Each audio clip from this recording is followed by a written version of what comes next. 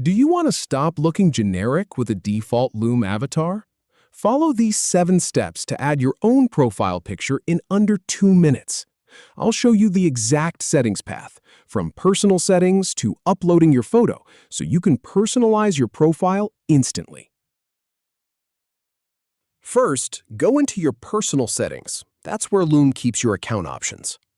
Then scroll down the settings page until you see View on Atlassian. It's further down the list.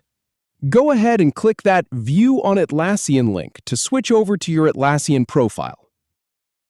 Over in Atlassian, find the camera icon near your profile picture and click it. Then, from the small menu that appears, pick Add Profile Photo to start the process. Next, click Upload a Photo to browse for an image from your computer. Finally, click Upload and you're all set. Your new photo is on its way.